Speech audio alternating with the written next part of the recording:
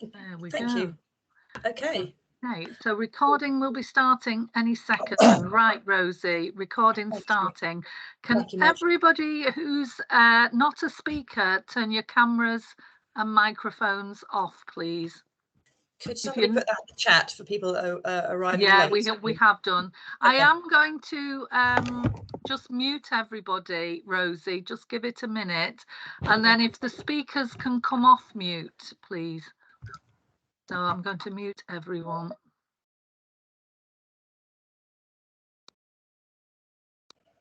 Okay. So Rosie, if you can come off mute, please.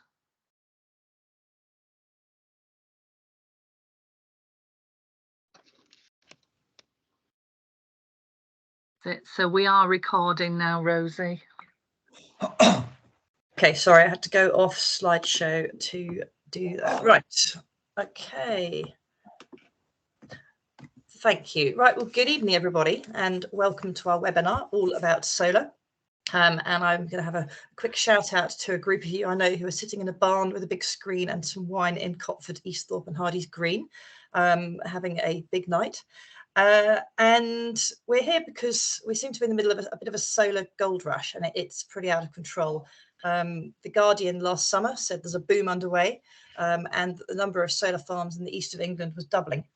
And actually, if you try and find out what's going on, it's very hard to get the statistics because we were told by government we had to go to every single local authority to find out what's currently in the planning system.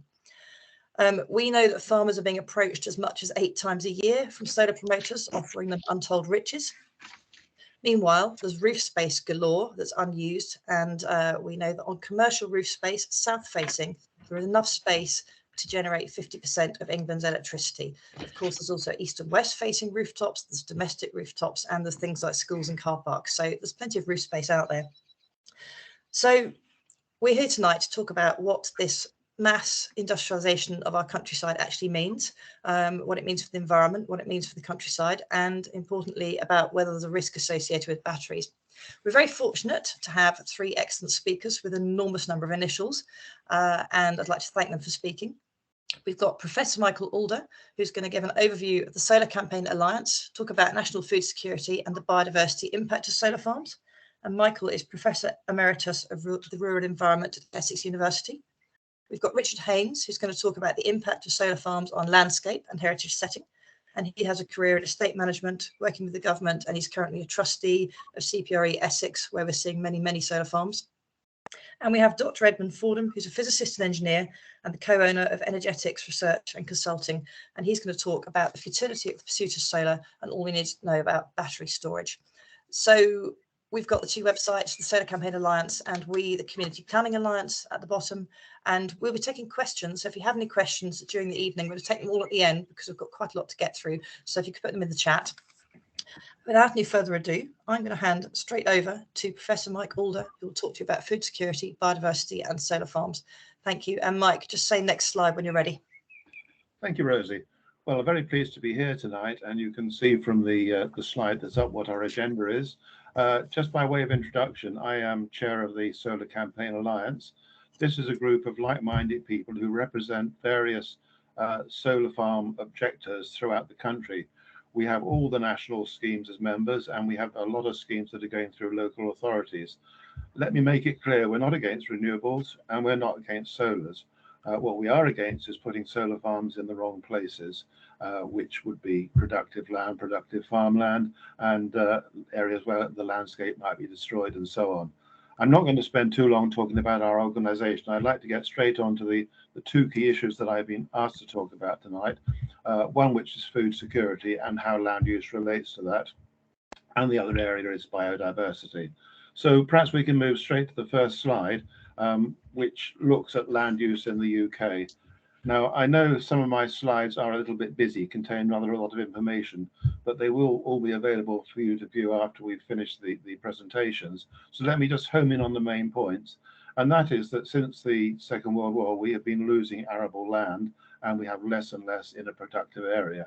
I particularly point you to the figures for England, which show that over that 10-year period, 300,000 hectares were lost, or that is 30,000 hectares a year. And if you want to make it slightly more dramatic and put it in acres, multiply by 2.4, and you will see that it's well over 70,000 acres lost every year. Where we're at now is that we believe we're losing well over 40,000 hectares a year for the whole of the United Kingdom. Now, that is agricultural productive land I'm talking about.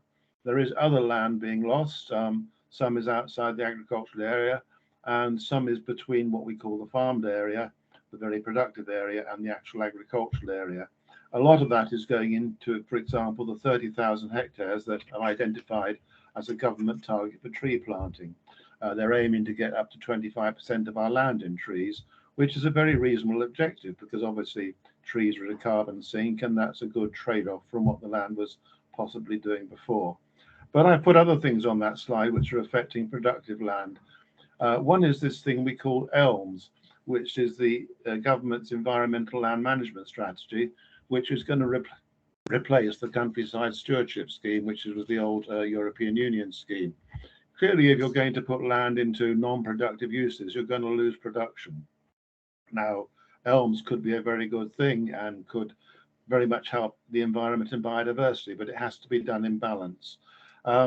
We have rewilding, which is obviously where you let land go and return to nature. And again, in the right situation, it can be a very good thing.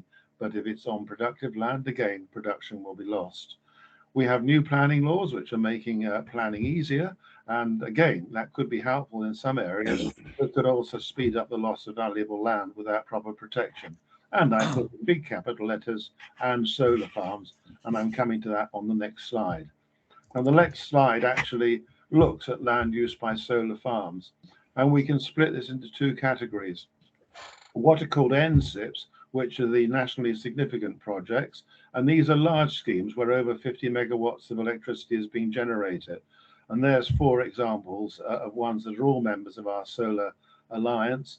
And if you add those with Mallard and 1 or 2 others in the pipeline, we're talking about well over 10,000 acres of land that would be lost to production if these solar farms all got approval and went ahead. And indeed, one is going ahead, which is the one at Cleve Hill near Faversham in Kent. But there are many, many more that are going through local planning authorities. And as was said in the introduction, we simply don't know how many and where. We believe it's between 3,000 and 4,000 solar farms, and there are around 300 or 400 planning authorities. Many of them are very small, but the total could come up to something like 150,000 acres if everything in the pipeline goes through. Now, you'll notice the last point I make says local versus national. And the point I'm trying to make here is that one local authority doesn't know what another authority is doing. So what might happen in Uttlesford in Essex, what might happen at Torridge in Devon, what might happen in Northumberland at Newcastle, what might happen in Shropshire. No one knows what other people are doing. Everyone thinks they're doing a good thing when they look at a solar farm application. They think they're approving something that's green, that's helping us to achieve net zero. They don't realize that what they're doing locally, multiplied by 300, might mean massive losses of agricultural land, might mean devastating effects on landscapes throughout the country, and could be really detrimental to biodiversity. One understands the reasons for the decisions they're making, but they simply don't understand where this might be taking them in terms of land loss. So that's land loss. Now let's move on to food security. The next slide shows you where we're actually at. 60% of all our food is produced at home, and 75% of the indigenous food. So clearly the rest is imported. The analysis of food security isn't simply about land loss and loss of production. It's about other things. For example, the UK population, which is growing slowly now, but nevertheless it's 400,000 extra mouths a year to feed. And people often say, yes, but we can get higher yields. Well, sadly, our crop yields for the last 7 or 8 years have been remarkably flat, and indeed very variable, as we have increasing problems with what one must consider as our effects of climate change, such things as drought years, excessively wet years, and so on. So we have 3 issues. We have land loss, we have food feeding more people to feed more people, and we have the crop issues of yield.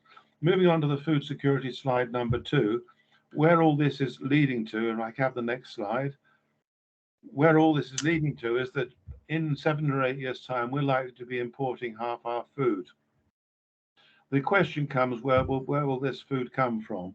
Well, the traditional thing is to say we import it.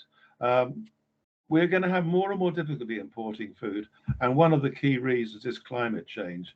The government's energy white paper issued last year started off with a very stark fact that if we get a 4-degree temperature rise, then we will increase the poor land in this country from 15 to 70%. Now, we're not expecting a 4-degree rise in temperature. 2 degrees is an aim that came out of the Glasgow meeting. Maybe 1.5 degrees is a better target, but that will still increase the poor land, and therefore we will still get less food production. On a world scale, we're going to have less food production. I refer to research at the University of Minnesota, which looked at the production of major crops in conjunction with other universities and has found an annual drop of 1%. And a UN report produced at the same time talked about 10% of the world's population being undernourished and this increasing. The EEA report is the European Environment Agency saying how much of Europe will in fact not be able to produce food with climate change. So we have a real issue. I have been trying to alert MPs and our politicians to how serious this is, only to discover that in fact in their own library they have a whole paper on food security, which illustrates just what a big problem we have ahead of us. And yet in its conclusion it says, but maybe this is not a serious problem because we can simply import the food. Well, we already do have a problem, don't we? Because look at food poverty. That's a fairly old figure, 18% of families in food poverty. The Food Foundation now tells us it's around 19%, and it's a growing issue. The Trussell Foundation, which deals with food banks, talks of a 120% increase in those using food banks in the last 5 years. We have a real problem out there. And my third slide on food security, which if you can put that one up, talks about climate change and the risk assessment that the government actually had delivered to it in January of this year. This, for the first time, in very plain black and white, said what a difficult issue it is going to be to import food as climate change really starts to hit the world. And let me then link it back to where I came in, the use of land for energy production. Bioenergy crops, which are things like willow and miscanthus, which are things like oil for oilseed crops from oilseed rape, for example, already 250,000 acres being used for this, and the projected 50,000 acres a year being the government's growth target. Add to that the solar farms and the figures I've talked about before, and we're currently talking about 4% of our land, possibly increasing to 8%. We have a major issue on our hands, and the only way we can start by solving it is keeping productive land in production. So those are my slides on food security and land use. Now quickly going to biodiversity. Why is this important? It's simply important because in nature, complex things are stable things. Stability means we have ecosystems that will work, and if they work, then all the key cycles we need for our survival are there. And I'm talking about the carbon cycle, I'm talking about the nitrogen cycle, I'm talking about the hydrological cycle. These are what we need to survive, and that is recognized. Government policy recognizes this, and the planning policy framework recognizes this. So what impact do solar farms have on biodiversity? Well, I suppose simply we don't know. The research is so limited that we have little empirical data, and you will see the quote from a refereed ecological journal. There is little empirical data on the subject. Because we don't know, to give approval for mass schemes is extremely dangerous, because we might be unleashing something that could do huge environmental damage. The government are keen on something called Biodiversity Net Gain, and the next slide briefly looks at this. So we can move to that slide, please. It refers to the Environmental Act of last year, which makes it compulsory for developers to show that their scheme will deliver a net gain. Well, look at the quote at the bottom. It is widely recognized that promises of future biodiversity gain is risky. How do we know that what we're doing now will not have a negative effect in 10, 15, 20 years down the line? We simply don't. And the measurements that are being used are not fit for purpose. So look at those quotes from Professor Willis, a leading ecologist from Oxford University. The tools being used are simply not fit for purpose. And what research has been done on biodiversity net gain has shown that we don't get net gain, we get net loss. The quote is from a research paper from Kent University done about 6 months ago. Finally, then, let me show you a very busy slide on solar farms and biodiversity. And this is some of the research that I've looked into, all of which tends to suggest that what little we do know is negative. We do cause damage by some of what solar farms do. And when you think about it, covering the land with something that will shade the land out, putting fencing around large areas of land is clearly going to be quite a negative thing. No one is saying farming is wonderful. It isn't. But with ELMS and with the new schemes that are replacing the countryside stewardship scheme, mitigation can be put into place in agricultural situations, which should make them much better for the overall environment than some of these solar issues. I believe solar does damage biodiversity, although the jury is out in terms of a detailed way forward. So I know we're time limited, and I'd like to move straight away to my conclusions, which is the last slide in my list. If we can put that one up, please. Yeah, you should have that. That's fine. First of all, then, I'm saying to you, renewables are important. And I believe that the most important form of renewable will be offshore wind, which is largely reflected in the government's energy policy that came out just the other day. I believe solar does have a part to play, and I believe solar technology is improving, but we have to use it in the right place. And PVs, photovoltaics, should not go on what we call best and most versatile land, and that includes lower grade land such as 3B land, which I haven't time to explain now, but is not regarded as the world's best, and it should not go on sites of ecological value. Food security is a critical value, a critical factor. We've just had a paper produced on our energy strategy. We should have a food security strategy, and that needs to be coupled with a national land use strategy. Finally, I put at the bottom 2 sites that you might like to look at. One is the site for our Solar Campaign Alliance, which will give you a lot more detail about what we're about. And finally, there is a petition which is going through, we hope will go to Parliament. We have nearly 7,000 signatures, and that's to get far better regulation about the whole of this process of the way we manage and use our land. Now, I was asked to keep between 15 and 20 minutes, and by my timing, if we started at 7, I've actually managed to exactly get to the 20 minutes. So I'll conclude there, and obviously I welcome questions when we get to that part of the evening. Thank you, Rosie. Thank you, Mike. That was brilliant. Very efficient, actually more efficient because I spoke at the beginning and used some of your time up. So that was really interesting and quite alarming, but sensible conclusions. So moving on now to Richard Haynes. I'm sorry, I've spelt trustee wrong. Just spotted that. Richard he's got bad bandwidth, so you probably can't see him. He's just speaking. Over to you, Richard, and shout when you want me to swap slides. Are you hearing me? That's the most important thing. Loud and clear. Jolly good. Yes, I'm sorry. I don't think my broadband can cope with pictures, so you'll have to do without that. But just first of all, by way of background, I'm a trustee of CPRE Essex. My degree was in estate management. I became a chartered surveyor and spent pretty much all my time working on behalf of central and local government. I ended up actually doing a lot of planning inquiries as an expert witness, and that's really sort of how I came to this current role, helping with CPRE. I think some of you are actually going to look back at my presentation and say, well, it probably wasn't a very fair, objective assessment of solar farms.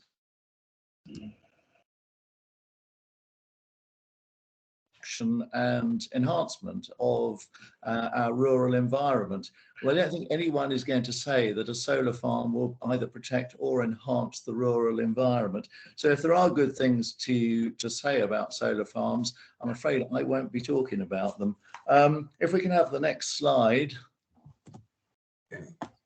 There's a lot of quotes that I'll come to later on. Hang on, we've jumped a slide. Can we just go back?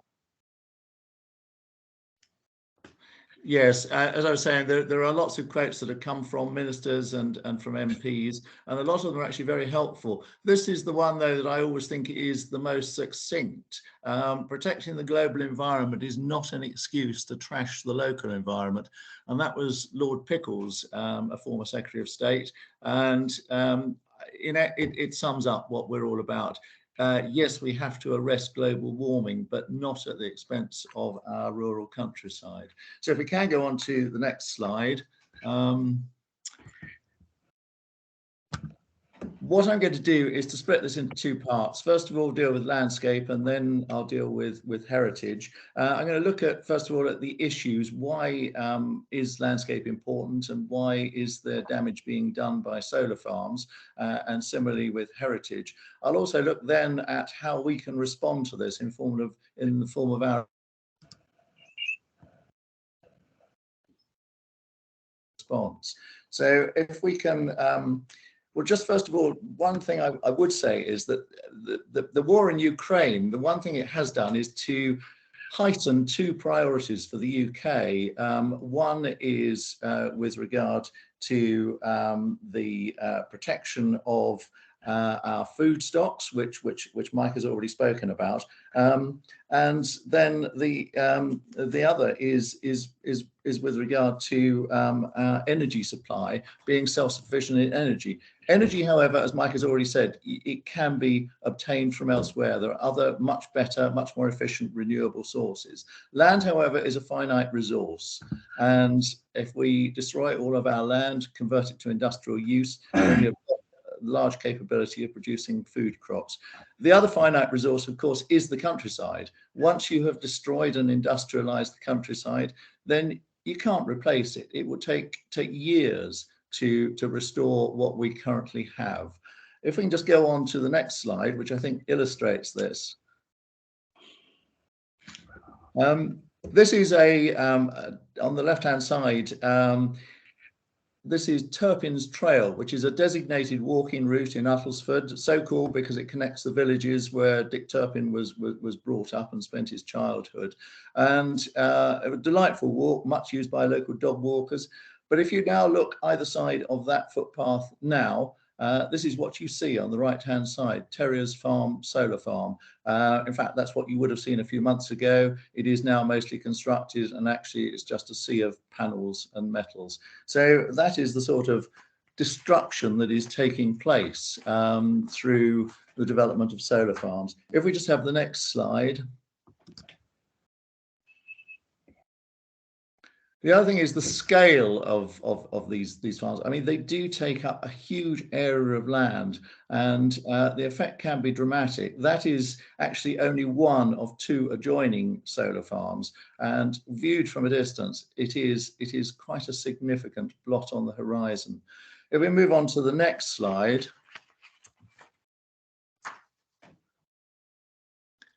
This just shows what happens to footpaths. We all enjoy a walk in the countryside. We usually have hedges, streams perhaps, as we're walking along. What happens now is that the developers, they keep the footpaths in place, but they're now bounded by security fencing, threatening notices, the intrusion of CCTV cameras. So our walk in the countryside is now spoilt by these solar farms and the way that they are enclosed. If we can go on to the next slide, I'm trying to move along as quickly as I can. The purpose of putting this one up is that if you look in the top right-hand corner, you will see an area of ancient woodland. It's quite a large area of ancient woodland, and that hasn't been touched. Trees haven't been felled, but it has completely changed the character of that woodland, and hence the character of the landscape. And this is what is happening. They will preserve certain landscape features, but the whole impact, the views from and into the ancient woodland, is destroyed. So let's go on to the next one. This is a fairly dramatic photograph that appeared on local social media a fallow deer that has managed to garrote itself on one of the security deer-proof fences. But I mean, I just put that up for impact. But there is this problem of transitory animals. They do have certain certain pathways that they've traditionally used. Those are cut off by solar farms. So you have got this problem for transitory animals. You've also got a problem with ground nesting birds, plovers, lapwings, skylarks. They all nest on arable land. They've lost that habitat. Similarly, with regards to toxicity, some of these panels do not comply with the hazardous substances regulations. There is the potential that the toxic substances might leach out and get into the soil. Similarly, we don't know what cleaning agents are being used on these panels. They do obviously need to be cleaned at times. So what is being used, and what about the runoff from that? So there are all sorts of environmental concerns, and given that most of these are going to be in place for a very long period of time, generally about 40 years, the impact could be very, very significant in the long term. If we can have the next slide. One of the issues is the cumulative effect. These do have a habit of clustering around substations. I mean, the reason is quite simple, because it's cheaper to be close to a substation for the developer. And also, if they find a substation where they can get a cheap connection, then they all want to be there. So you do get this cumulative effect. This leads on to the other point, which is this question of sequential testing. There's been a lot of debate about this. The developers of these solar farms will generally come along and just say, we need to be here, it's close to a substation, we've got a willing farmer who will lease the land to us. But that is not what should be accepted by local planning authorities. There is a need for sequential testing. They must do an option analysis. And in fact, there is a quote which I can give you later on, which Eddie Hughes, who is one of these junior ministers at Levelling Up, has said that there has to be a need for a comprehensive sequential test for all of these if they are going to use arable farmland. Most local authorities are tending to ignore that and just accept the developer's desires. So do look out for that and do insist on a proper sequential test. I put on one appeal decision there, which you might like to refer to. It was a very good one. Elizabeth Ord was the inspector, and she said that for sequential testing, you have to look in a very wide area to find all of the sites, all of the options that there might be. And that you're not limited by the boundary of the local authority. So you can look beyond the boundaries of the particular planning authority you're dealing with. It may be that a particular district or borough is not suitable for solar. Therefore, look further afield and see whether there are options in other areas that are more suitable. Let's go on to the next slide. Long-term impacts. I don't know whether you can even see that. I can barely see it, but there is this issue of uncertainty over the future. Land is clearly going to be degraded over a period of 40 years. We have got this problem of possible toxicity. We've got a problem associated with permanent rainwater channels where the water runs off in exactly the same place and creates channels. You've got all sorts of problems about ground conditions. In 40 years' time, what are these sites going to look like? Are they ever going to be reinstated? Well, we just don't know. There are provisions usually with the landowner to put a bond in place to pay for reinstatement costs. And some local authorities are looking for a bond themselves. But there was one case I came across where local authority asked for a bond and asked for it to be a party to the bond that was being entered into with the landowner. But the problem was that bond didn't have to be entered into for at least 15 years of the operation of the solar farm. No one knew how much it was for. No one knew who was providing it. So bonds are to all intents and purposes, generally worthless unless they are really tied down. And even then, who knows who is going to be around in 40 years' time to enforce them. So if we just go on to the next slide. So in terms of challenging these things, we are largely going to be relying on planning policy. NPPF, paragraph 174, deals with conserving and enhancing the natural environment. But probably more important is the planning policy guidance, specifically related to renewable and low carbon energy. I put a couple of quotes there, but you can look it up. Large-scale solar farms can have a negative effect on the rural environment. It is recognised. And then it goes on to talk about the cumulative impact. I mean, this too is recognised. If we just go on further to the next slide. Yes, there are plenty of other quotable statements. Most, in fact, all local authorities will have a local plan, and there's a lot of policies in those local plans that will be very helpful. There will be policies on the loss of agricultural land. There'll be policies with regard to protecting landscape, protecting heritage assets. So delve into those policies. Ministerial statements, we've got a whole host of these now. What is happening is people are writing to their MP. Their MP then passes the letter through to a junior minister. It is usually Eddie Hughes in the Levelling Up department. He comes back with some often very helpful statements. We've got a collection of those, and you're very welcome to see those. Statutory consultees also, local planning authorities do take note of what statutory consultees say. Natural England, Environment Agency, I put Woodland Trust, but actually they aren't a statutory consultee, but they will often make a comment.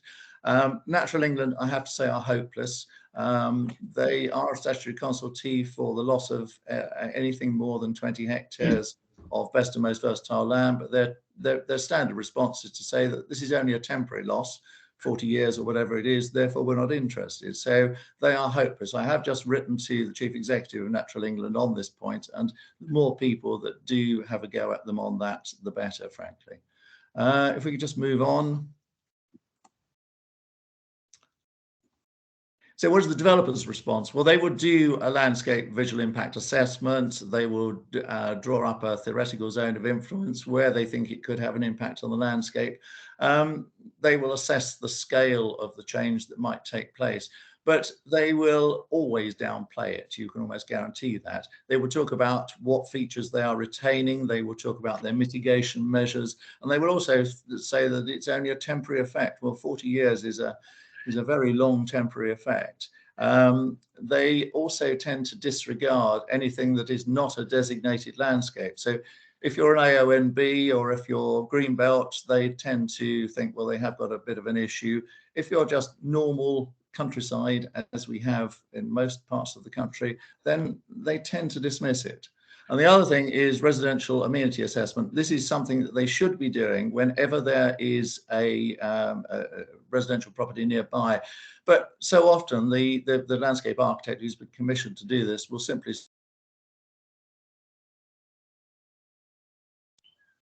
so if we can have the next slide. With regard specifically to heritage, I mean, heritage is important to the landscape itself. Heritage does enhance the landscape. It provides a focal point. But equally, our experience and appreciation of heritage features is enhanced by their landscape setting. And if you change the landscape around a heritage asset, you change the character of the heritage asset itself. If we just go on to, sorry, there's just one further point I should mention because it is very useful on many occasions. Functional association, a farmhouse surrounded by it's a historic farmhouse surrounded by its original fields. That is part of the setting and part of the importance of that heritage asset.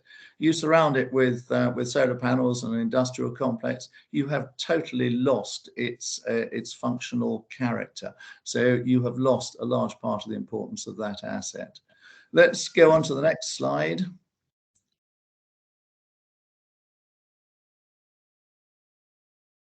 So again, we have national policy, we have the NPPF, paragraphs 199 and paragraph 200, which deals with conserving and enhancing the historic environment. But probably more important is the Historic England practice note, Good Practice in Planning Note 3, which deals specifically with the setting of heritage assets. I put a couple of quotes there. I can barely read them on my screen, but the contribution of setting to the significance of a heritage asset is often expressed by reference to views. Views are hugely important, particularly for things like churches and indeed conservation areas, as is shown in that photograph.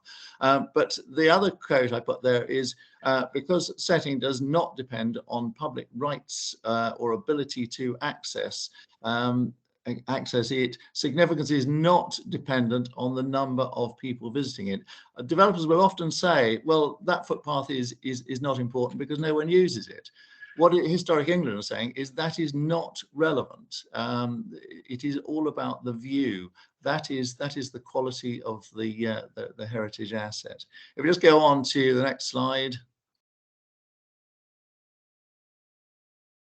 So developers' response, very similar to landscape. There will be a heritage statement. They will seek to limit the search area. They will do a search for all the listed buildings, scheduled ancient monuments within a defined area. I had one case where the defined area specifically just excluded a Grade 1 listed house, one of the most important Tudor houses in the county. So do watch out for the search area. But they would downplay the significance of setting, and they would also downplay the degree of harm. They do have a tendency to use this stock phrase.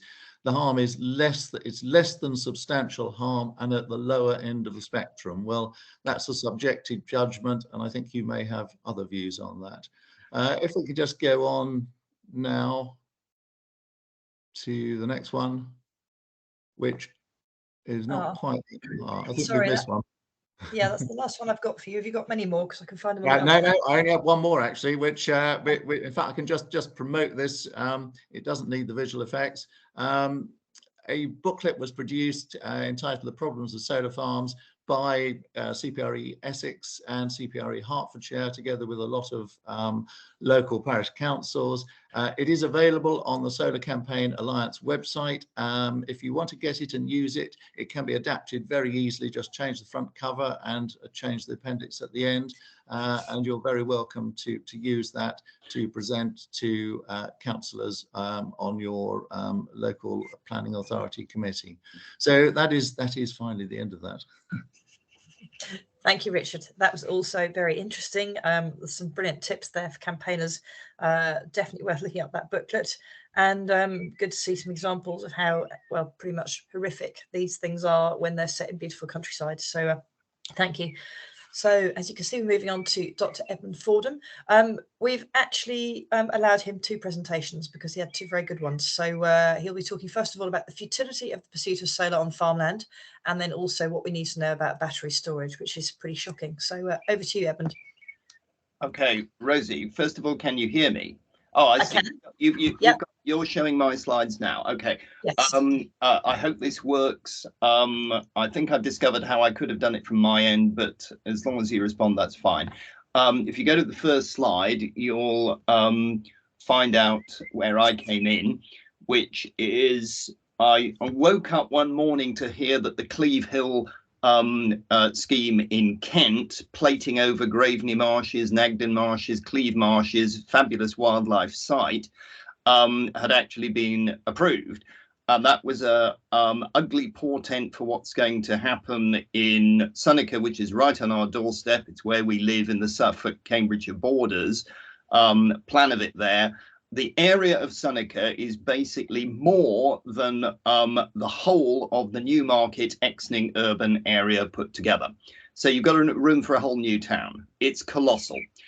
And yet, if you compare that to the area available in the south-facing commercial rooftops, you mentioned that figure, 250,000 hectares, that's something like 230 Sunnikers and 600 odd Cleve Hills. So if you really must do it, for heaven's sake, do it on rooftops first. Move on, please. This is just the source for that figure. It's the government's own number. If anybody challenges you on it, this is Building Research Establishment putting out a document on how you might do something about it. They came up with this 50% of UK electricity figure. I frankly don't believe that. Because of the problem of intermittency. Some solar panels don't work at night, and they don't work very well in winter either. So there's a colossal problem with storage. But if you must do it, then putting it on rooftops doesn't harm a single blade of grass. Okay, so that would be my recommendation. Next slide, please. The moral, I've got several morals slides in this show, but the first one is this: there's a universe of difference between solar panels on buildings and what I call plating over England. You know, you're destroying landscape. We've heard about, you know, productive agricultural land. We've heard about biodiversity. We've heard about views and heritage. They're all absolutely negative things, and for very, very little return, which is something I'm going to go on about. Solar energy applications, in my view, belong in buildings and they don't belong on the ground. A lot of people seem to preface their remarks by saying, well, they're not against solar energy, but just in the right place. Let me say that I'm 100% against any kind of solar energy that involves solar panels on the ground, unless maybe it's some sort of poisoned brownfield site that really can't be remediated and isn't fit for anything else. And when you're in the buildings, I wouldn't even say that solar photovoltaics were the best way to make use of it. Don't forget solar thermal, which is the simple things that you can do with passive solar design, making sure you've got windows on the south side and solar water preheat, because you use that all year round and not just in the summer. Next slide, please. So now, why do I think solar photovoltaics are so futile in England at 51 degrees north of latitude? We have to remember this is not the Sahara Desert. And so I'm going to take one number here, and this is Soneca's own number. I'm talking about the local Soneca scheme, so it's their figures, not mine. They quote a number for the number of megawatt hours they expect to produce over 40 years. Well, divide by 40, that's the number in 1 year. Divide by the number of hours in a year, you get the average power generated over the year. Now, why do I want to know that number? It's only 67 megawatts, because they claim that it's a 500 megawatt power station, but that's less than 1/7 of the power we were promised. Next slide, please. And why so poor? Well, as I've said before, it doesn't work at night. It works hardly at all in the winter. And if you go around the winter, the typical capacity factors are in the graph. Oddly enough, Aberdeen is one of the sunnier places in the UK, believe it or not, but it doesn't really matter. The average load factor in Aberdeen is predicted to be about 12%. Soneca, from their own numbers, not mine, say it's about 13%. So it's sort of in agreement. Actual load factors for existing solar farms are a tad lower than that. You're lucky if you get 10%. Next slide, please. And so, just although I'm trashing it, I would like to point out this paper from Professor Ponton of Edinburgh University on the problem of intermittency and whether you can do grid scale storage.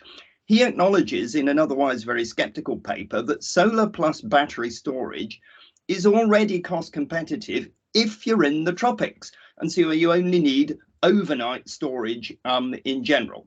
Next slide, please. And the problem is, of course, that we're not actually in the tropics. And even if you were, there's a colossal greed for land. I'd like to quote here from Professor Sir David Mackay from his book on sustainable energy without the hot air. Renewable energy facilities have to be country-sized because they're so diffuse. Soneca uses 1450 hectares for a completely lousy 67 megawatts annual average. So that's something like 46 kilowatts per hectare. You compare that with the old Didcot power station, which ran on coal, 3,600 megawatts on quite a large site, but it was nevertheless 640 times more efficient in the use of land for the same amount of electric power. Next slide, please. And you can go on to, next slide, please. Yeah, you should have next slide. The other comparison I'm giving is a much smaller power station, an actual power station with the same output that Sonica is going to give you. This is the CCGT power station at Blackburn Mill, a former sawmill that was converted to being a power station, and it's about 60 megawatts, the same power as you get from Sonica without any batteries, and its footprint is about 2 football pitches, about 4 acres. So again, you get this factor of 600. Solar energy is 600 times greedier on land than a conventional power station. Next slide. And so when I did this map again of the Sonica scheme, I put in a tiny little block, which is the approximate footprint of a conventional power station, which could burn gas. It might even burn waste, which is another fuel that we've ignored, and it delivers the same power reliably without batteries. Next slide. So I'd like to leave this last word in this section of the talk to David Mackay, the author of the book on sustainable energy, and he gave a very poignant deathbed interview a couple of weeks before he died in 2016, where he called it the appalling delusion that we can take this thing currently producing just 1% or something of all our energy and just scale it up. And if it doesn't add up, we'll just do energy efficiency, make do with less. And he also had a very interesting comment about his time in government, which is that the civil servants in David Miliband's Department of Energy were advising against solar energy because it just wasn't going to do very much for us. But the ideology was that we had to have it. So there's a widespread belief that solar is a wonderful thing, even though it's highly intermittent and mainly produces energy in the summer and hardly at all in the winter. And he concludes by saying, England's one of the darkest countries in the world. Next slide. And so the morals, and this is the last slide in this bit of the talk, which is that solar PV plus overnight battery storage is acknowledged as promising by obvious skeptics, provided you're in the tropics. But we're nowhere near the tropics. And the load factors at our latitudes are dreadful and require interseasonal storage, which does not exist. It's so diffuse that it's about 600 times greedier on land than conventional power stations, and even colossal projects deliver pathetic amounts of power.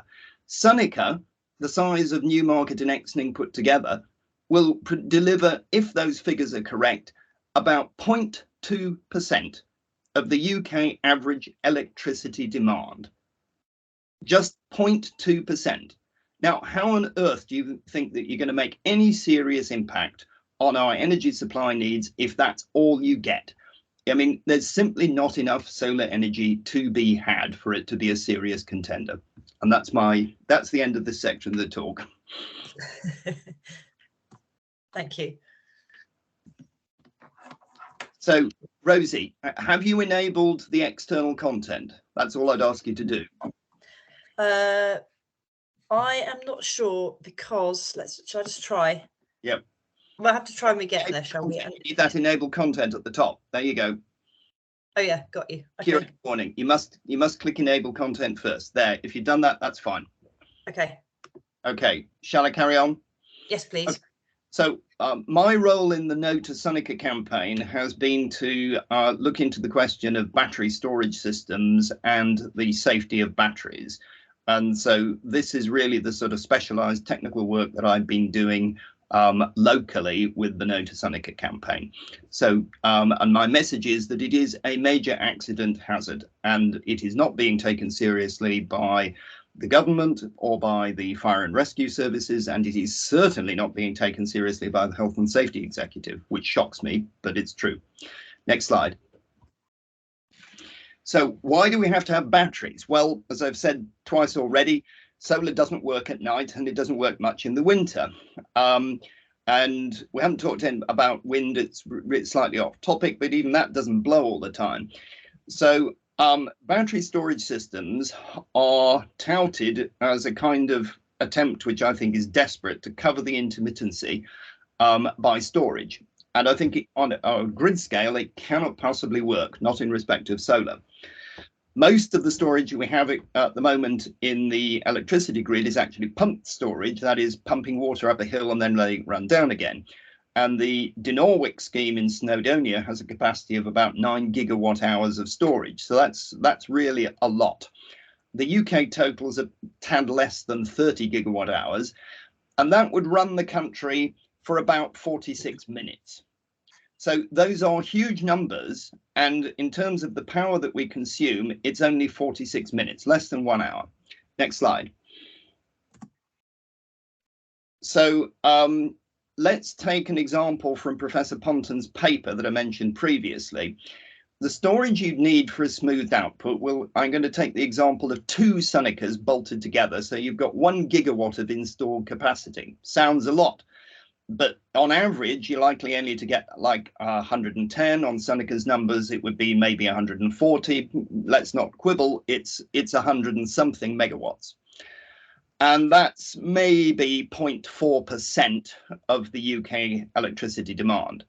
And the storage that you would need to achieve that from your solar energy would be 400 gigawatt hours for interseasonal level power, storing it from summer to winter. And yet the entire UK storage capacity at the moment is under 30 gigawatt hours. So you'd have to use all of that and then several times more just to enable Sonica to deliver 0.2% of the UK's electricity demand. It is absurdly large. It's utterly and completely infeasible. Next slide.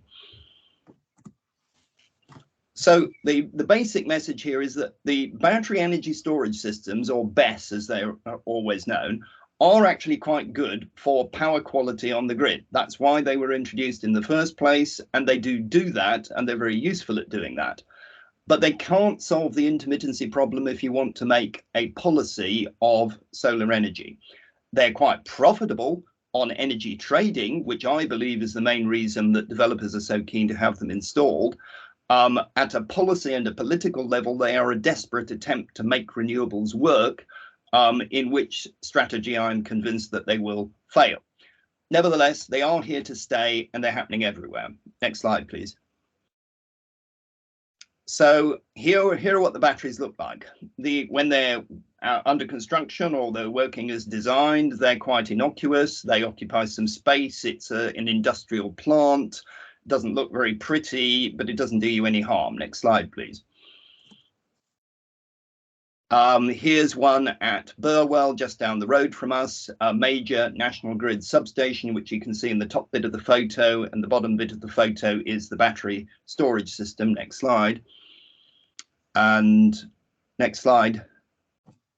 The next slide has got a close-up of the, no, I don't, backwards. Sorry. This went operational in March this year. Trina Storage is the Chinese manufacturer. That's who we buy from. And SMS PLC is the operator. Next slide. And they are getting bigger and bigger and bigger. The first slide was the biggest in the world when it was installed, the Hornsdale Power Reserve in Australia. That was upgraded to 200 megawatt hours in November 2017.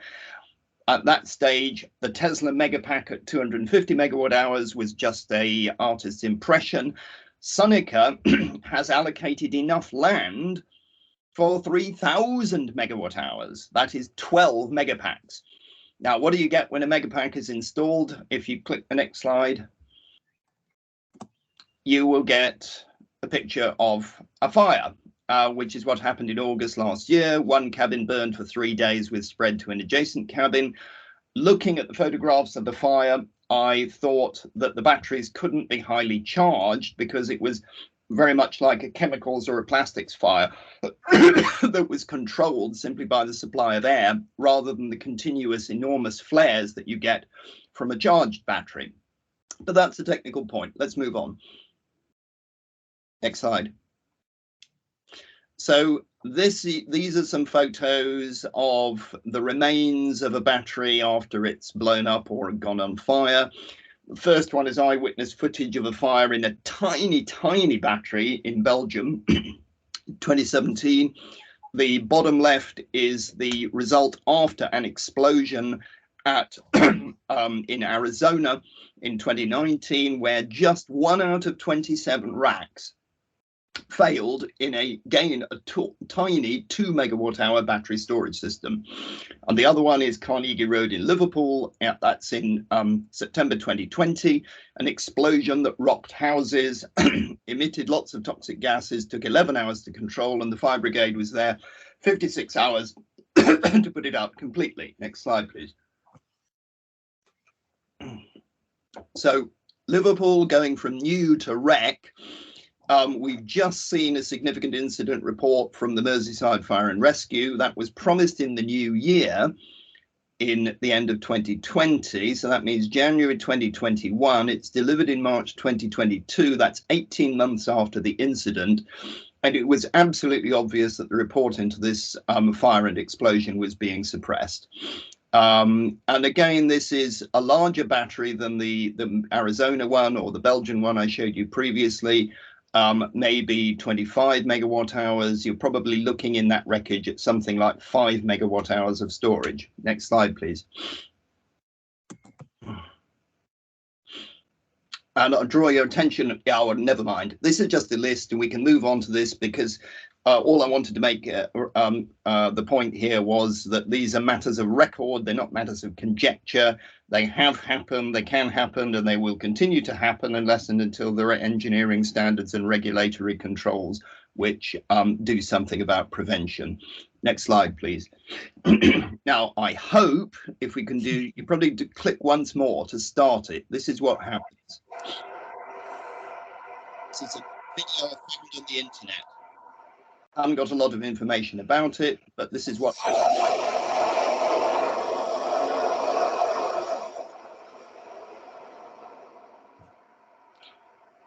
And there you get a fire that's burning plastic, basically, and you've got to wait a bit until it cooks up the neighbouring cells, which are not being overcharged.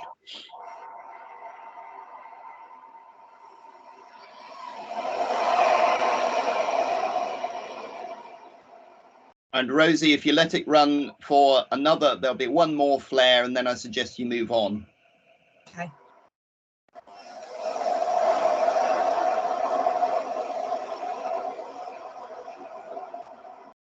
Okay, let's move on. Okay, next slide. Next slide, thank you. Oh, hang on, wait a sec, it's stuck on the, sorry, there we go. Okay, so that is the phenomenon of thermal runaway. In thermal runaway, you don't necessarily get any flame, or in the previous example that you did. It can be entirely without flame. It can get very, very hot unless something gets, you won't have the flame unless something ignites. And the point is that this is a self-sustaining chemical reaction where you get that cell failure, and any of the cells, even if they're in good condition otherwise, if they're overheated beyond a quite modest temperature around 150 Celsius, they will themselves fail. So the whole thing can cascade through anything that's thermally adjacent. And even our fire services don't always seem to realize that this isn't a fire in the conventional sense. It doesn't need oxygen to proceed. And there may be no flame anywhere until flammable gases actually explode. So next slide, please.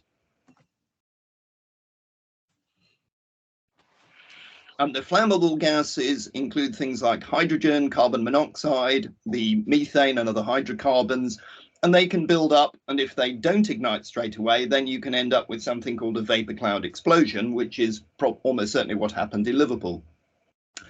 Toxic gases are, in a way, perhaps more scary because the leading toxic gas emitted would be hydrogen fluoride, which dissolves in water to produce a notoriously corrosive acid. Carbon monoxide, as well as being an inflammable, is also toxic to breathe. And other toxic gases like hydrogen cyanide can be generated from burning plastics, and they heavily constrain what firefighters may be able to do. Next slide, please. Now, we wrote a paper, we being myself, Dr. Wade Allison, and Professor Sir David Melville, all of us physicists. We wrote a paper on safety, trying to get the attention of government, and it had a certain amount of traction. Next slide, please. Oh, I think you've skipped some slides, Rosie. You've skipped slides. Well, I can go back to original if you like. How many have you got? Sorry, it must have, because it's so big, it must have just there's only a couple more slides. I've got. While you're talking, I'll try and find it if you can. Yeah, spin it down. Yeah, exactly. Right, hopefully it's this one. Okay, so do you need the content? Well, anyway. No, you don't need that. Just go straight down to slide 16. Okay, so there we go. Sorry about that. Okay, next slide. There we are. Okay, so battery sites at solar farms seem to be very, very common because they're telling you that they'll store the energy in the daylight so that you can use it at night. Seneca is going to allocate enough land for 3,000 megawatt hours, which would probably make it the largest battery storage system in the world. But even then, with all the hazards, it's still only 1/3 of the pumped storage scheme at Dinorwic, and it's only something like 1% and a bit of the requirement for interseasonal storage, which would make Seneca a fully contained power station. It's got a known failure route, which is this thermal runaway phenomenon. And in the accidents, any stored megawatt hours will go on the rampage in ways that you can't predict in advance, and they will do dreadful damage. And when you consider that the Beirut explosion in August 2020 released about 600 megawatt hours of energy in one big bang, to have 3,000 megawatt hours, that is 5 Beirut explosions stored in one site, is really, really quite scary. And I think that fact alone should, in all prudence, require the highest levels of regulation. Next slide, please. Now, when you look at the regulatory regimes for large industrial plant, we do actually have some that have been very successful. They derive from the Seveso Directive. 2012 was the third such directive originating from the Seveso disaster in the late 1970s. And they rely upon listing out dangerous substances and tonnages that you're allowed to have on a particular site. And if you're above that, then the control of major accident hazards regulations kick in under you have to notify the competent authority of those. And there's also a parallel planning law requirement for hazardous substances consents. And what people don't seem to take adequate notice of is that these regulations cover accident situations where and the phrase in the law is where it is reasonable to foresee dangerous substances being generated in a loss of control of the processes. Now, that's certainly what you would have if you had a fire and explosion in a giant battery. And the parent legislation for the COMAR regulations versus the hazardous substances consent regulations is different. The enforcement lies in the one hand with the health and safety executive and in the other with the local planning authorities, but both of them basically derive from the Seveso Directive, and the list of dangerous substances and tonnages is basically the same. Next slide, please. Now, I've recently posted with Sir David Melville a very technical paper on the thresholds at which we believe that the Hazardous Substances Act would require the operator to seek formal consent through the normal planning procedures.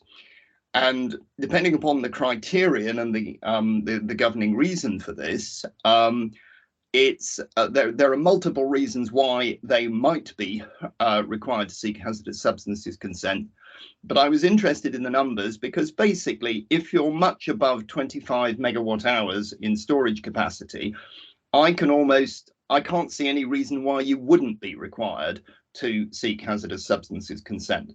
And if these batteries are nevertheless being operated at capacities much above that, then as far as I can see, there is an offence under Section 23 of the Planning Hazardous Substances Act, which has occurred.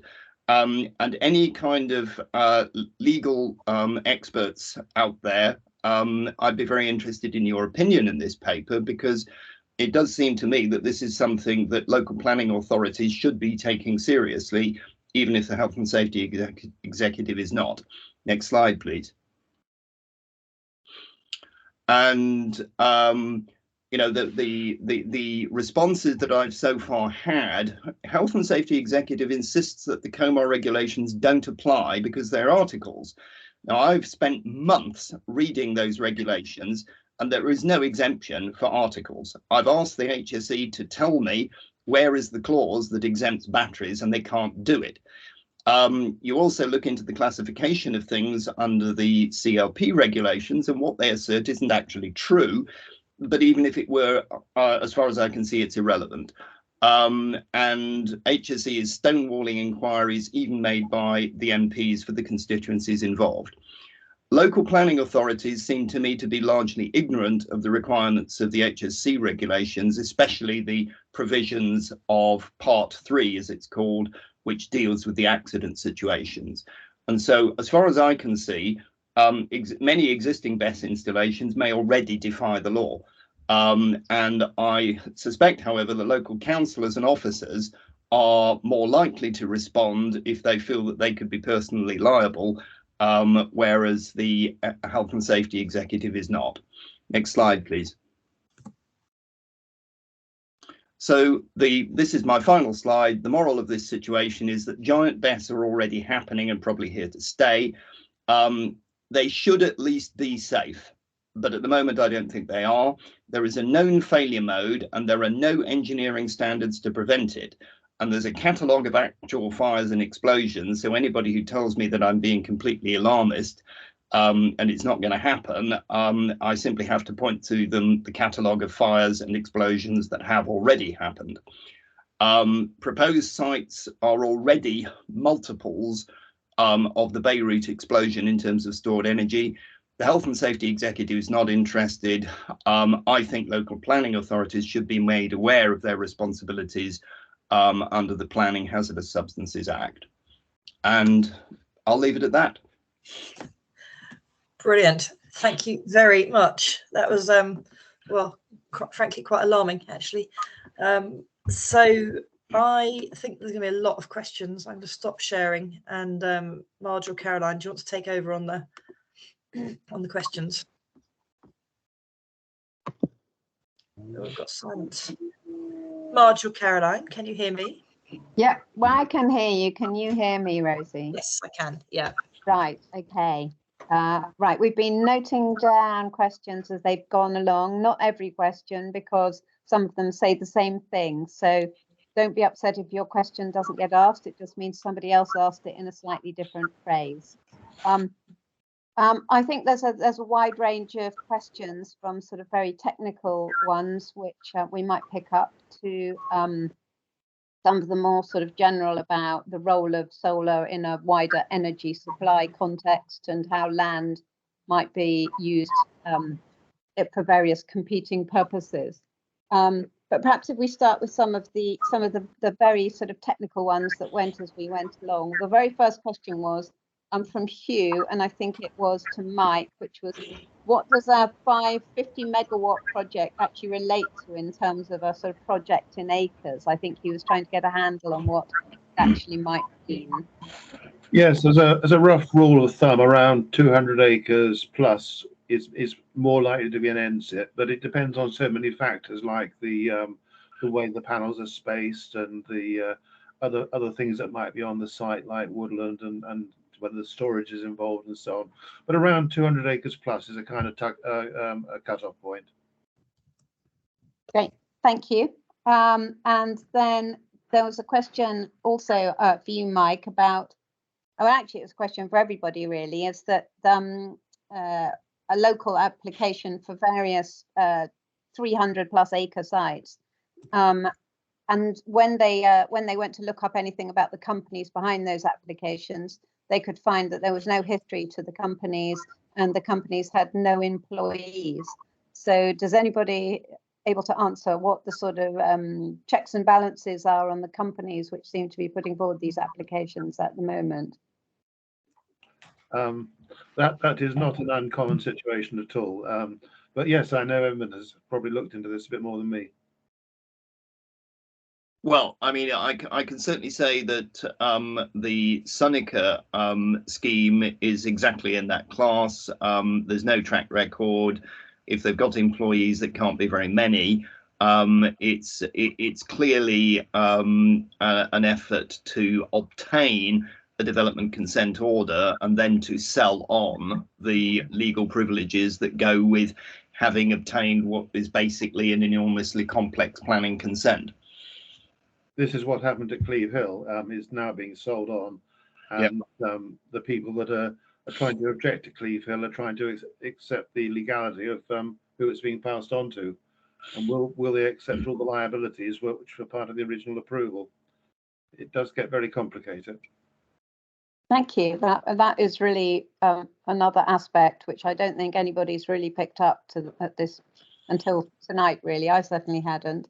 A question about sheep and the biodiversity angle as to whether the promoters of these sites are telling the truth when they say that the sheep can happily graze under the panels and that it will all be, you know, lovely pasture with lots of biodiverse, nice clover for them to eat and things, or is that just wishful thinking? Well, no, you can't see me, so I'll shout. Sorry, Richard, after you. Well, I was only going to say that it's generally a token gesture. I mean, I know there was one case I went to the planning committee meeting where the developer said, "Oh, we'll put sheep on there," and actually the planning officer said, "Well, it's not going to be much use because we can't enforce it because we can't. Planning enforcement officers won't be able to count the sheep." So trying to put in a planning condition, they have so many sheep on there, just wasn't going to work.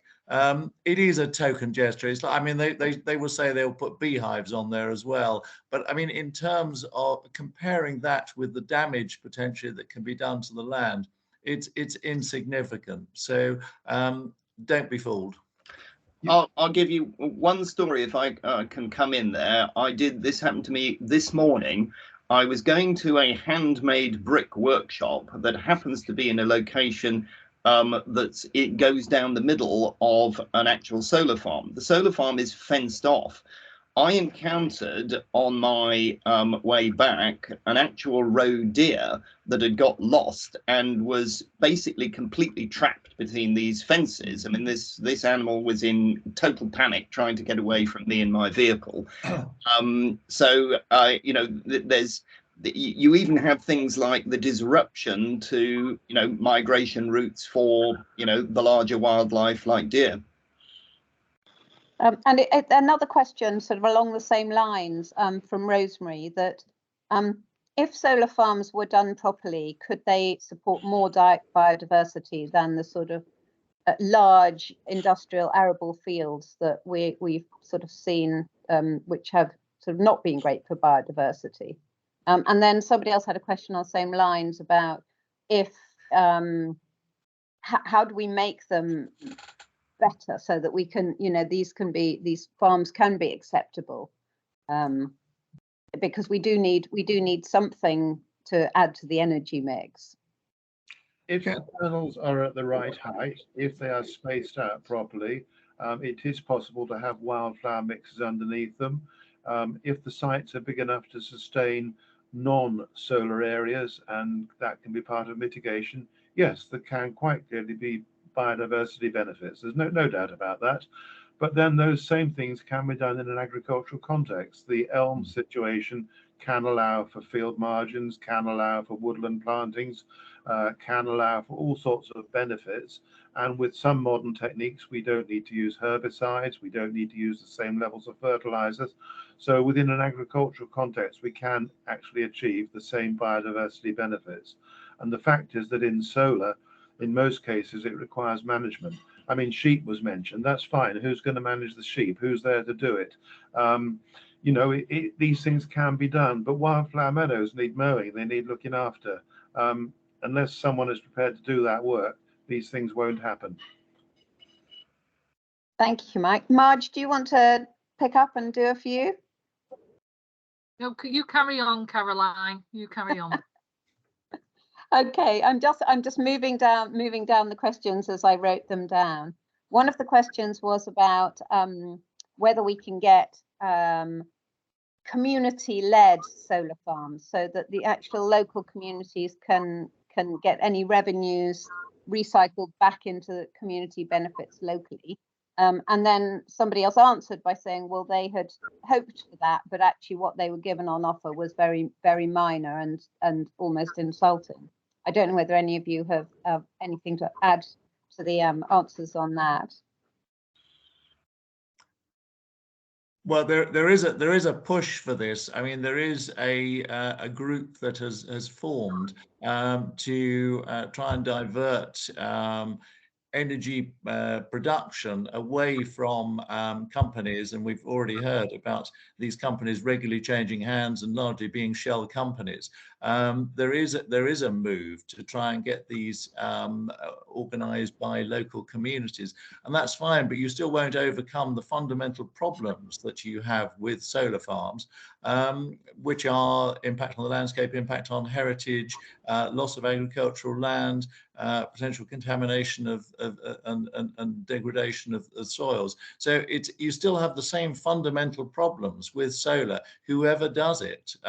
So the answer is yes, there is a push for more community use of these things, and there are developers who will say, well, we will involve the community, but I don't think there's been too many communities that have had a happy relationship with the promoters of solar farms. Well, can I chip in my own answer to this one, because it's consistent with what the position I'd taken in my talk, which is that solar panels belong on rooftops that already exist. So if you wanted a community scheme, I would have said that the community of householders should get together and do deals maybe with a supplier for advantageous terms for installing solar panels on all your roof, and then sell it to the grid if you like, particularly if the government incentivizes you with a feed-in tariff. But what it seems to me is going on is that people are being encouraged to put these things on their roof in order to divert the power to the national grid. And I've got one of our neighbours who said, well, my solar panels are basically for me. And that's the way that he'd like to keep it. I mean, which leads me on to it. There was a whole list of questions about whether industrial buildings would have the strength and capacity to hold the weight of solar panels. And in fact, I think I asked one of the questions about saying surely building regs should make it compulsory for new industrial buildings to be built strongly enough to hold the weight, and should insist on having solar panels on these type of new buildings when they're built. I mean, not all industrial buildings are capable of holding the weight. That's quite true. But even if half of them, a small fraction were used, it would make a major contribution. And I think you've only got to go across to Europe and look at countries like Germany, where it's almost the norm, both on domestic and commercial buildings.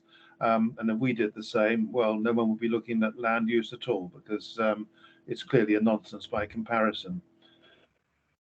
I think also the other point is that planning committees could do an awful lot, and planning officers, if conditions were imposed when there are new industrial buildings, retail warehousing, anything like that.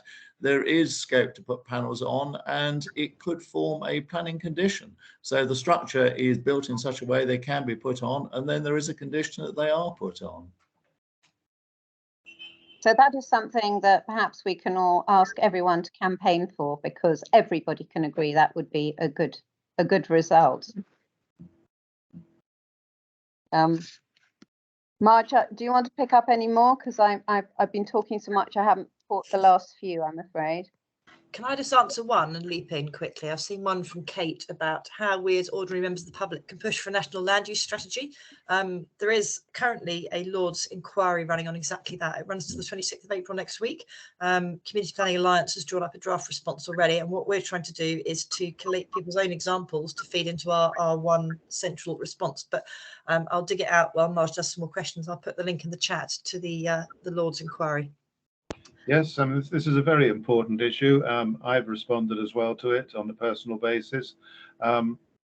We do need a national land use strategy, and that was one of the central themes in the National Food Strategy, the Dimbleby report that came out towards the end of last year.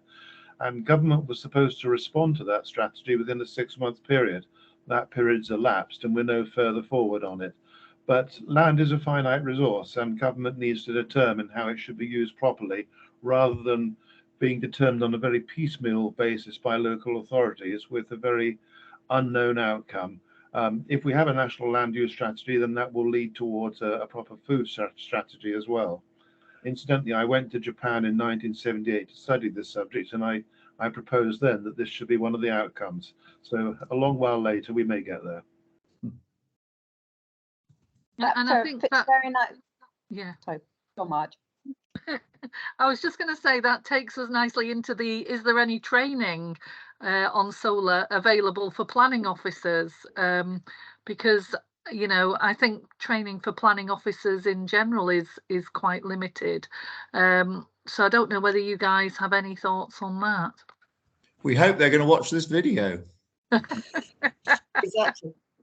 We have tried in 1 or 2 examples, because what happens is that the developer usually is able to make a presentation to officers and committee members, and then we try and make another presentation to balance the one side out, and councillors are told they're not allowed to attend.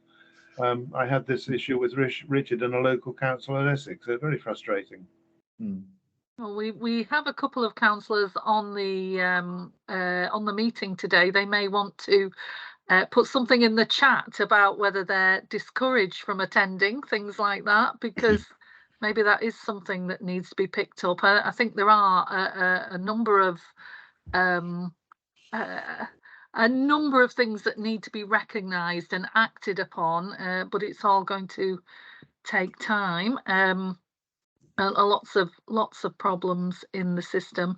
There's been a lot of discussion about the government's energy strategy as well in the chat, and you know, obviously the number of different viewpoints on that, as there are on many other things in today's discussion. So I don't know whether you guys want to make any points about that. Well, to me, the energy strategy is trying to be something to all men, and it's covering lots of different areas. Like a lot of people, I agree it didn't say very much about energy efficiency and how we could actually make energy savings. But in terms of what it was saying, it's clearly featuring, as all government policies has done for a long while, on offshore wind as being the main renewable, and using nuclear as the backup that will be always there to fill the gaps. Yes, lots of other things are mentioned. As far as solar is concerned, I detect a could in there. It says we could increase, but definite targets are not there for solar, and there seems to be an increasing thrust towards protecting land, because that statement is made that developers should be encouraged to use less valuable land without defining what less valuable land is. I actually found it quite an encouraging paper in some respects, but I mean, that's what it was, a long-term, rather vague strategy. Edmund, do you want to add anything to that? If I started to add anything to it, it would go into a long ramble about energy policy generally, and I try to sort of stick to solar energy. Okay. Richard. Well, nothing specifically on energy strategy, except that I do agree with Mike. I think the tide is turning away from solar. All of the emphasis on it's not just the recent energy strategy. I mean, previous papers coming out of government have the emphasis has all been on offshore wind, and I think that is probably the way that it is going, and perhaps our message is getting through. So yeah, good food for thought. So, Caroline, I don't know if you've picked up any other questions. I think the one, sorry, my light is going, I look very dark here, but I think the one that we probably could add to it was various questions about the sequential approach and what that might actually mean. Yeah. But that probably fits into the same sort of issue of a land use strategy. But maybe people would like to comment on that. Yeah, Richard, do you want to start on that one? I mean, this issue of the sequential test, I mean, it has been made pretty clear by a lot of ministerial statements that there does need to be a proper assessment of alternative options, particularly when you're looking at best and most versatile land. The developer should be proving why that is the only option available. They very, very rarely do. And as I say, probably the best the best source of text that you can use in presentations to appeal inspectors or to planning committees is the worsted one, Valley Farm worsted, which I've quoted. And again, all this can be found on the Alliance's website if you want to look at it. But I mean, developers should be made to look much wider, to identify options and say why their site, their best and most versatile site, is the only solution. And at the moment, they're not doing that. And planning officers, planning committees are not insisting that they do. Yeah. Mike, anything to add or?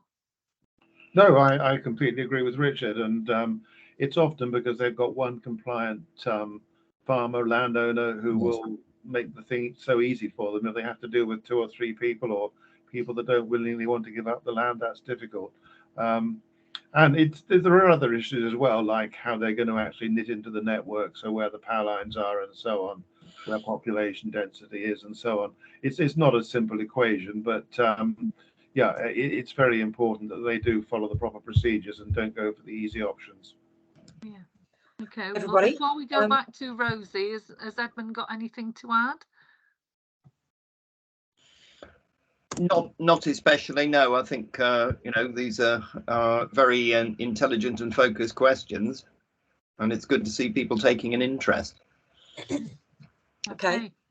Well, look, thank you to all the people that asked questions. They were excellent. I'm going to sum up because it's nearly 8:30. So actually, the thing I'm going to say about sequential tests is there was an example in Braintree District where I am, where the developer did put forward some evidence as to why he shouldn't be on actually more suitable land that the same landowner owned. So he could have put it on the quarried land, but he put it on the most versatile land. And the reason given was that he wanted to be closer to the substation. When I say closer, it was within 3.5 kilometres. So I think that's purely about viability. So at some point, I think we need to see if we can get hold of some developer viability appraisals to see how their cost drops off beyond the 3.5k, because they'll still be making lots of money. But that's a separate one. I can find that and circulate that. The other thing to watch out for is in the energy security strategy a couple of weeks ago, government did say that it will be looking at something on making ground-mounted solar more easy and a sort of presumption towards ground-mounted solar in the planning system. So we all need to keep a very careful eye for that consultation, and all of us need to respond when that comes out. So that leads me to say thank you very, very, very much to the 3 speakers. You were all really interesting, very well informed, and that was just a brilliant session. So I'm very glad it's on YouTube. Or will be on YouTube very soon because it means other people can watch it. But thank you all, and thank you to the over 100 people who attended tonight. So thank you and good night. Good night, Rosie. Thank you all very much. Bye. Bye. Bye. Thank you.